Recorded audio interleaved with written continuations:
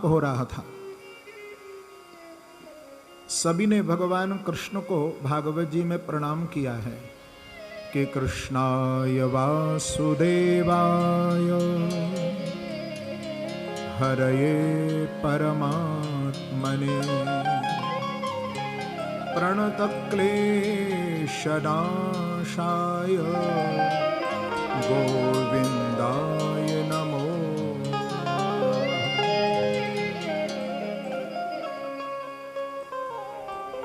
कौरव और पांडव दोनों को भगवान ने रासु यज्ञ मिलाकर के कराया, लेकिन रासु यज्ञ के प्रभाव से पांडवों को अलौकिक संपदा प्राप्त हुई और इसके कारण दुर्योधन के मन में ईर्ष्या हो गई। ये ईर्ष्या बुद्धि को खा जाती है, चाट लेती है। हमेशा पांडवों के प्रति ईर्ष्या से भरा रहता था दुर्योधन कि इनका इतना उत्थान क्यों, इतना इनकी उन्नति क्यों, इसी ईर्ष्या में था वो। और उन दो शब्दों ने जो द्रौपदी के मुख से निकले, उन्होंने आग में घी डालने का काम और कर दिया कि अंधे के अंधे ही होते हैं। वही दो शब्द महाभारत का कारण बन गया। ये तो हमें समझना ही है कि हमारे लिए कोई व्यक्ति यदि बुरा विचार करे, बुरी भावना रखे, लेकिन हमें उसके साथ कोई गलत व्यवहार नहीं करना चाहिए। भागवत जी में अनेक जगह पर यह बात कही गई है कि हमारे बर्ताव से, हमारे व्यवहार से हम दूसरे के मन को बदल सकते हैं। ये ताकत हमारे व्यवहार में और हमारे बर्ताव में है। हम दूसरे के लिए बदल सकते हैं। यदि व्यक्ति बदल नहीं रहा है तो कमी अभी हमारी ओर से हो रही है।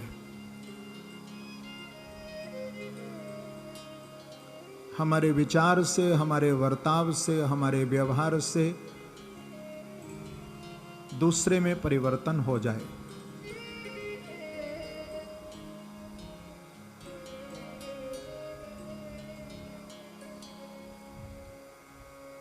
और वैसे भी शास्त्र कह रहा है कि भैया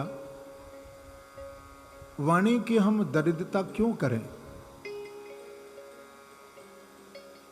किसी से मीठा बोलने में हम क्यों कंजूसी दिखाएं। मीठा बोलने में कंजूसी मत करिए।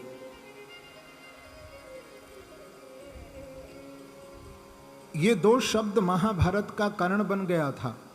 अरे किसी को आप कुछ दे नहीं सकते हैं, कोई गिफ्ट, कोई उपहार, कोई सहयोग मत दो, लेकिन किसी का अपमान वाणी से करने का तो हमको अधिकार नहीं है। यदि हम देना चाहें, उसमें तो हमारा कोई पैसा भी नहीं खर्च हो रहा है।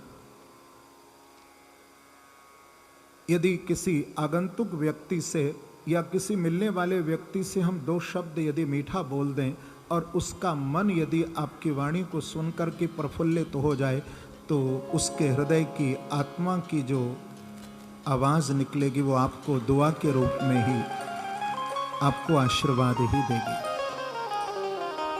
न जाने किस रूप में किसकी आत्मा की आवाज आपके जीवन को बदल दे, किसका आशीर्वाद कब आपके जीवन में फलीभूत हो जाए।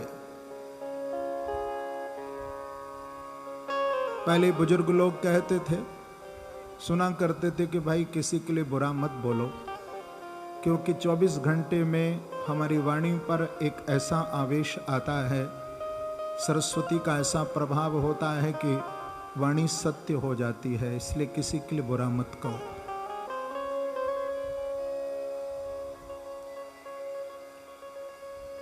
ये दो शब्द महाभारत का ही कारण बने थे। इसमें मूल कोई और कारण नहीं था।